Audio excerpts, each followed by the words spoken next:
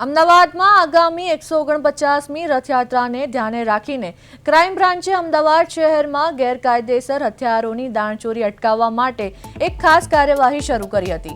આ દરમિયાન સારંગપુર નવા પુલ નીચે પેટ્રોલિંગ દરમિયાન મળેલી બાતમીના આધારે પોલીસે ઉત્તર પ્રદેશના આગ્રાના 3 શખ્સોને ગેરકાયદેસર હથિયારો સાથે ઝડપી પાડ્યા છે।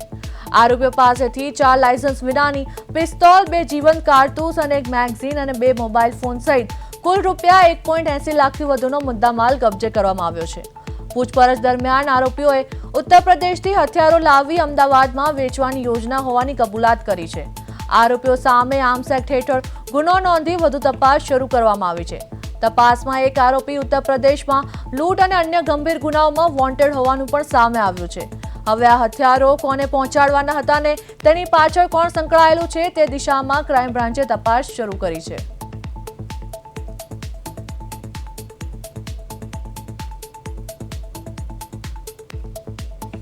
અમદાવાદમાં હથિયારો સાથે 3 શખ્સો ઝડપાયા।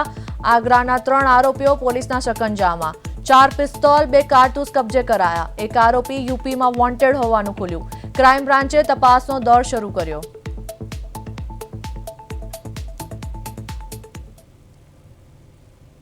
ये दरमियान आज रोज क्राइम ब्रांच की टीम द्वारा सारंगपुर नवा बनता ब्रिजना नीचे थी 3 आरोपीओने 4 वेपन और 2 जीवता कारतूस साथे पकड़ाया छे ने साथे वधारामां 1 मेगजीन पण साथे पकड़ायेलुं छे।